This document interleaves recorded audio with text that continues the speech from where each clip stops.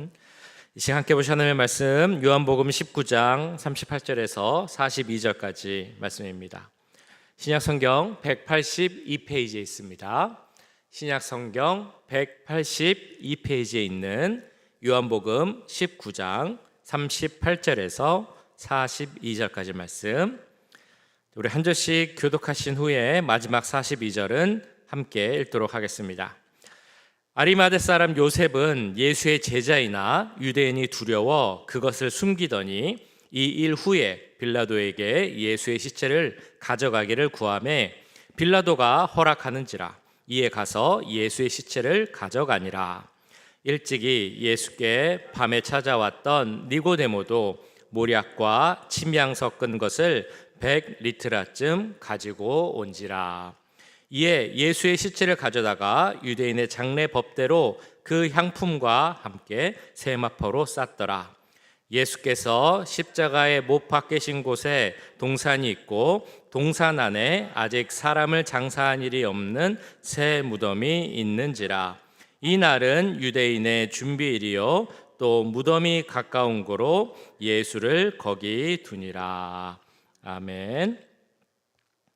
네, 1858년 그 시카고의 한 주일학교 선생님 한 분이 계셨는데, 이분이 본인이 많이 다니던 구두가게 직원을 주님께로 전도하고 싶은 그런 마음이 있었습니다. 그래서 그 가게 앞에서 한참을 머뭇거리다가 그래도 내가 전도를 해야겠다, 복음을 전해야겠다라고 생각을 하면서 그 가게에 들어가서 그 가게 직원에게 복음을 전파합니다.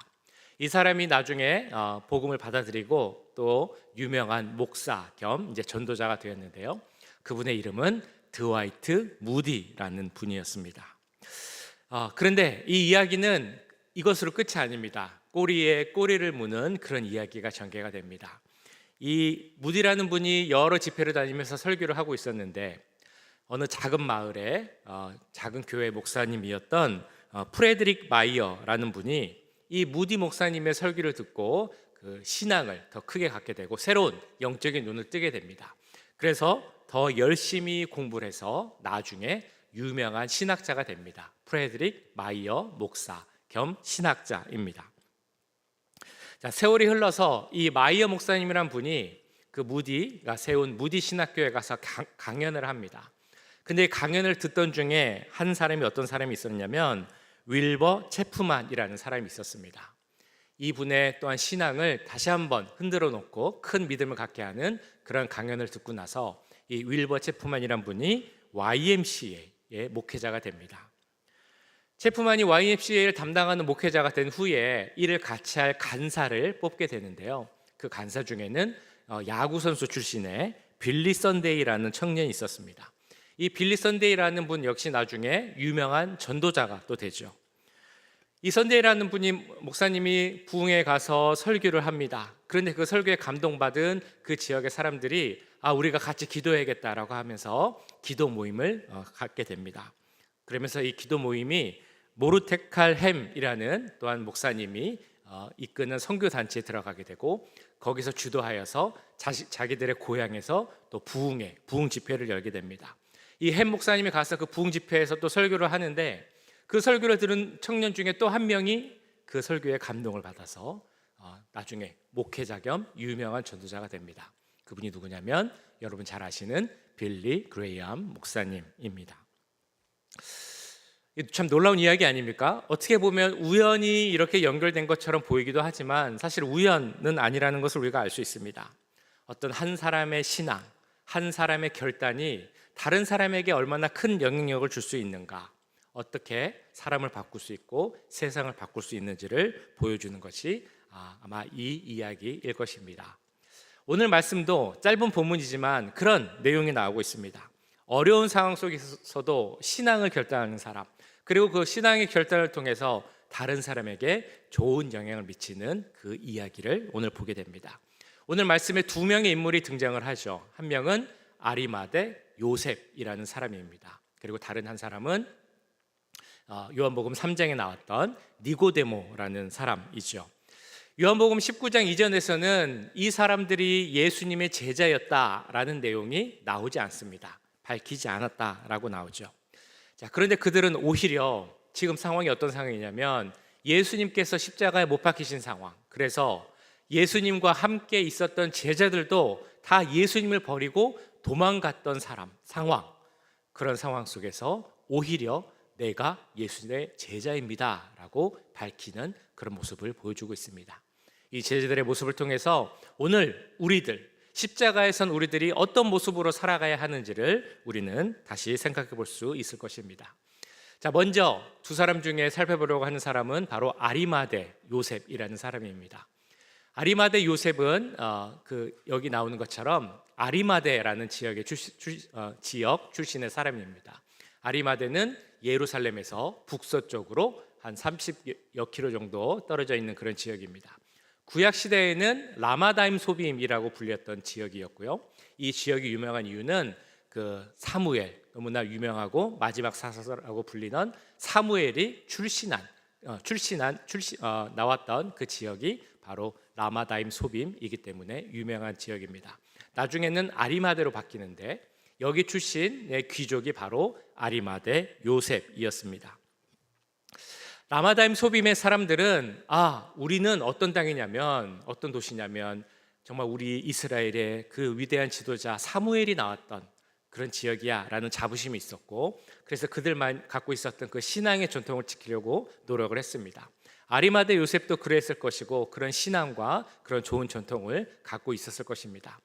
잘 아시는 것처럼 예전에는 비슷한 이름들이 많았습니다. 요셉이라는 이름도 너무 많이 있었죠. 그래서 그 사람들을 구분하기 위해서 사용했던 방법이 그 앞에 어느 지역 출신인가 그 지역 이름을 붙이는 것입니다. 그래서 이 사람의 이름은 아리마대 요셉이라고 불렸습니다. 자, 그런데 이렇게 좋은 지역으로 나와서 귀족이었는데도 불구하고 오늘 말씀해 보시면 이 사람은 예수의 제자였지만 예수의 제자로서의 자신의 모습을 드러내지 않았다라고 이렇게 나오고 있습니다. 아리마대 사람 요셉은 예수의 제자이나 유대인이 두려워 그것을 숨기더니 이 일 후에 빌라도에게 예수의 시체를 가져가기를 구하매 빌라도가 허락하는지라. 이에 가서 예수의 시체를 가져가니라. 이 아리마대 요셉이 자신이 제자라는 것을 드러내지 않은 이유가 무엇이라고 나옵니까? 유대인을 두려워했기 때문이었다라고 나옵니다. 이런 두려움은 사실 더 커졌을 것입니다. 예수님이 십자가에 못 박히는 상황 더 커질 수밖에 없었을 것입니다. 왜냐하면 유대인들 대부분이 이 예수님을 십자가에 못 박는데 함께 했기 때문입니다.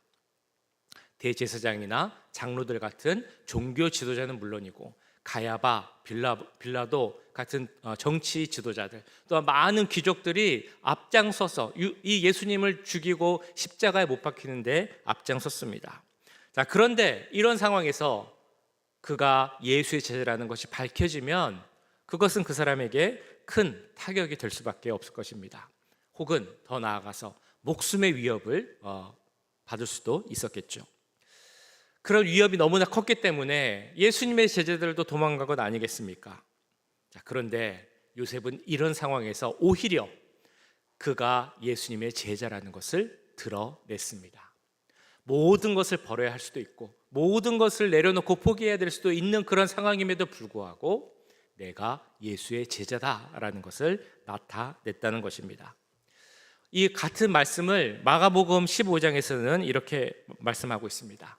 아리마대 사람 요셉이 와서 당돌이 빌라도에게 들어가 예수의 시체를 달라 하니 이 사람은 존경받는 공회원이요 하나님의 나라를 기다리는 자라.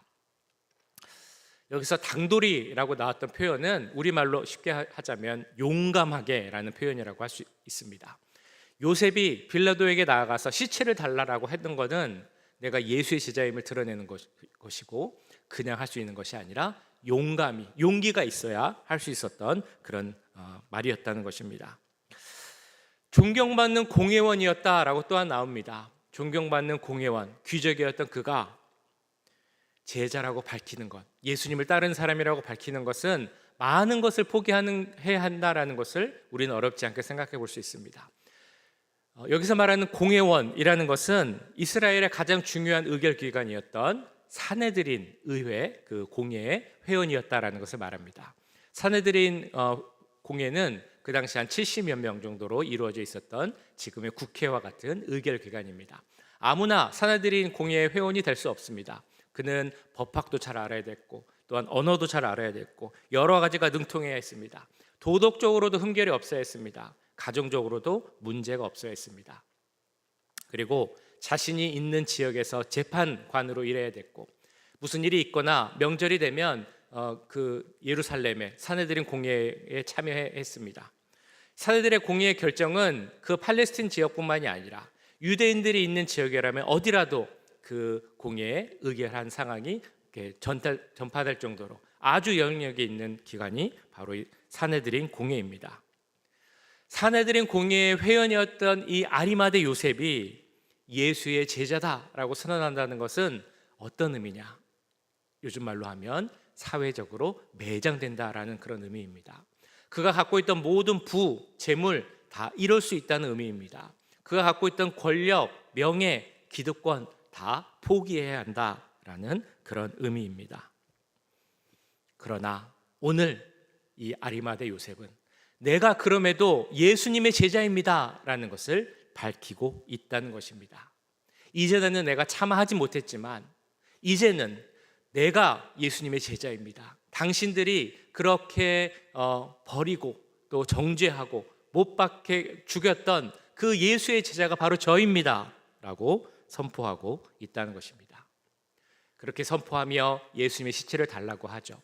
오늘 말씀에서는 예수님의 시체를 받았다라고 짧게 나오지만 그 내용을 생각해 보면 아마 이런 상황이었을 것입니다. 그는 귀족이었고 사내들인 공회의 회원이었음에도 불구하고 그 예수님의 시체를 수습했다는 것입니다. 온몸에 땀이 범벅이 되어서 그 골고다 언덕을 오르내리면서 그 예수님이 흘린 피가 너무 많기에 그 옷과 몸이 피로써 자기도 물들었지도 모르지만 그럼에도 불구하고 그런 것에 아랑곳하지 않고 빨리 움직여서 그 예수님의 시체를 정성껏 수습했습니다. 아마도 그가 그냥 그렇게 빨리 움직이지 않고 그냥 놔뒀다면 그 로마의 군사들이 이 예수님의 시신을 어떻게 처리할지, 어떻게 다룰지 몰랐기 때문에 어떤 치욕적인 방식으로 다룰 수도 있다고 생각을 했기 때문에 아마 그는 빨리 움직였을 것입니다. 자, 이 상황 말씀드렸던 것처럼 너무나 어려운 상황입니다. 제자들도 다 도망가는 상황입니다. 그런데 이 아리마대 요셉은 예전에는 숨기고 있었으면서도 어떻게 이 상황에서 내가 제자입니다 라는 것을 밝힐 수 있었겠습니까? 이때가 아니면 안 됩니다. 이때가 아니면 할 수 없을 것 같습니다 라는 생각 때문이었겠습니까? 내가 정말 내 신앙을 고백하지 않고는 참을 수 없습니다 라는 생각 때문이었을까요? 아니면 내가 이제라도 고백하지 않으면, 제자라는 것을 드러내지 않으면 내가 정말 후회할 것 같습니다 라는 그 마음이 컸기 때문에 그가 그 고백을 했던 것일까요? 지금 우리의 주변의 모습을 생각해 보면 아직도 우리 주위에도 그 신앙을 숨기려 하는 분들이 있다는 것을 알게 됩니다. 아니, 지금 이 시대에 누가 신앙을 숨겨? 아니, 이 미국 땅에서 누가 신앙을 숨겨? 라고 생각할 수도 있겠지만 이 주위의 상황 가운데 우리가 모르는 그런 압박 혹은 눈치 봐야 되는 그런 모습들, 그런 문제들 때문에 내가 신앙이 있습니다, 교회 다닙니다 라는 것을 확실히 말 못하는 그런 분들도 분명히 있습니다. 혹은 이런 경우도 있을 것입니다. 내가 교회를 다니지만 내 실제 삶, 세상에서의 삶이 그 믿음 있는 자로서의 삶을 살지 못하고 있기 때문에 내가 차마 예수님 믿습니다, 교회 다닙니다 라는 말을 하지 못하는 경우도 있을 수 있습니다. 근데 우리가 그렇게 살아간다 할지라도 우리가 분명 만나는 때가 있습니다. 어떤 때이냐면 내가 예수님을 믿는 제자입니다, 그리스도인입니다 라는 것을 나타내야 할 때가 있습니다. 그리고 예수 그리스도를 위해서 내가 나서야 할 때라고 생각될 때가 분명 있습니다. 그럴 때 어떻게 하시겠습니까? 그런 경험이 있으십니까? 앞으로 그런 경험을 만날 때면 어떻게 하시겠습니까? 오늘 아리마대 요셉과 같이 망설이지 않기 바랍니다. 아리마대 요셉처럼 결단하시기 바랍니다. 내가 정말 기회가 와서 내가 나서야 할 때, 내가 그리스도인임을 나타내야 할 때라고 생각이 되신다면 믿음 가운데, 당당히 그리고 담대히 예수님이 나의 주님입니다. 내가 주님을 위해 모든 것을 다 드리겠습니다 라고 결단할 수 있는 우리 모두가 되기를 간절히 소원합니다. 자, 이런 믿음의 결단, 아리마대의 그 요셉의 결단은 다른 사람에게도 영향을 미쳤습니다. 바로 39절에 보시면 이렇게 나와 있습니다. 일찍 예수께 밤에 나왔던 니고데모도 모략과 침향 섞은 것을 100근쯤 가지고 온지라. 예전 성경에는 100근이라고 나왔죠. 한 우리로 따지면 100파운드 정도 될 것입니다. 이 향유를 갖고 온 사람 누구냐면 바로 니고데모입니다. 니고데모 기억나십니까? 요한복음 3장에서 나왔었죠. 어떻게 하는 것이 거듭나는 것입니까? 라는 내용의 질문을 했던 사람입니다. 7장에서도 잠깐 언급되긴 합니다. 그러나 이 사람 역시 예수님의 제자임을 확실히 드러내지 않았던 그런 사람이 바로 니고데모였습니다. 자, 오늘 본문을 보시면 38절, 39절에 이어서 나오는 것이 먼저는 아리마대 요셉의 결단이 나오고 이어서 니고데모의 결단이 나오게 됩니다. 모략과 침향 섞은 것을 100근, 100파운드 정도 가지고 왔는데 그 당시에 너무 비싸고 귀한 향품을 많이 가져온 것입니다. 어떤 학자들은 이것을 어떻게 해석을 하냐면 그 당시 그 귀한 향품을 드린 것은 왕에게만 드리는 그런 예우였다고 합니다. 그러니까 니고데모가 예수님을 구주로 믿고 왕으로 생각했기 때문에 그를 나타내기 위하여서 이 귀한 향품을 이렇게 많이 가져왔다라고 보통 해석을 합니다. 니고데모는 정말 그런 마음으로 예수님의 장례를 준비했을 것이라고 생각이 됩니다. 40절 말씀에 이렇게 나오죠. 이에 예수의 시체를 가져다가 유대인의 장례법대로 그 향품과 함께 세마포로 쌌더라. 부자 아리마대 요셉과 그리고 니고데모는 예수님이 계실 때는 그 옆에서 함께 있으면서 제자의 모습을 갖지 못했지만 예수님이 돌아가신 후에는 그 주님의 시체를 받아서 정성껏 관리하고 향과 함께 세마포로 싸서 장례를 치렀다는 것입니다. 오늘 말씀에서 먼저 아리마대 요셉이 나오고 그 다음에 니고데모가 나온 것은 분명 의미가 있습니다. 그냥 쓰다 보니까 어떻게 하다 보니까 우연히 먼저 아리마대 요셉을 쓰고 그 다음에 니고데모를 쓴 것이 아니라 먼저 아리마대 요셉의 결단이 있은 후에 그러한 요셉의 모습을 보고 니고데모도 같이 결단하였다라고 볼 수 있기 때문입니다. 니고데모 역시 말씀드렸던 것처럼 모든 것을 포기할 수 있을 정도의 신앙을 가진 자는 아니었다라고 볼 수 있습니다. 혹은 가졌다 할지라도 그것을 먼저 드러내지는 못한 그런 사람이었습니다. 그런데 그가 어떻게 내 신앙을 드러내겠다라는 결단을 할 수 있었겠습니까? 다름 아닌 요셉 때문이었을 것입니다. 자기의 모든 것을 내려놓고 예수님의 제자임을 드러낸 그 아리마대 요셉의 모습을 보고 이 니고데모도 거기에 함께 동참하면서 자신의 신앙을 나타냈던 것입니다. 혹시 이런 경우가 있으십니까? 우리 주위에 있는 누군가를 보면서 저 사람을 보니까 정말 좋은 사람이다. 믿음이 정말 좋아. 정말 진국이야. 나도 저 사람처럼 되고 싶어. 혹은 저 사람이 하는 일이라면 나도 함께 하고 싶어. 그런 생각을 해보신 적 있으십니까? 아니면 이런 경우가 있다면 더 좋겠죠. 누군가가 나를 보고 저 사람은 정말 본받고 싶다. 저분이 하는 일이라면 나도 꼭 같이 하고 싶다. 이렇게 우리가 좋은 영향력을 주위의 사람들에게 줄 수 있다면 그 모습을 보고 하나님께서 얼마나 기뻐하시겠습니까? 하나님께서 얼마나 영광 받으시겠습니까? 그런 삶을 살 수 있기를 간절히 바랍니다. 구약 성경을 보면 예수님에 대한 많은 예언의 말씀이 있습니다. 그중 시편 22편을 보면 예수님께서 얼마나 참혹하고 비참하게 돌아가시는지를 보여주고 있습니다. 그리고 이사야 53장을 보면 이런 말씀이 있습니다. 예수님께서 장사 지낼 때 그 옆에 부자들이 있을 것이다 라는 말씀입니다. 53장 9절인데요. 그는 강포를 행하지 아니하였고 그의 입에 거짓이 없었으나 그의 무덤이 악인들과 함께 있었으며 그가 죽은 후에 부자와 함께 있었도다. 예수님의 그 장례식에 부자가 있을 것이다. 부자들이 그 장례식을 해줄 것이다 라는 말씀이 예수님이 오시기 전 약 700년 전 이사야라는 선지자를 통해 예언됐다는 것은 참 놀라운 일입니다. 그런데 그 말씀이 그대로 성취가 되었습니다.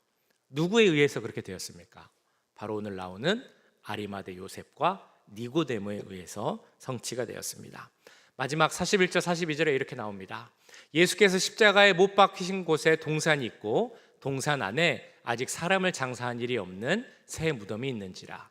이날은 유대인의 준비일이요 또 무덤이 가까운 고로 예수를 거기 두니라.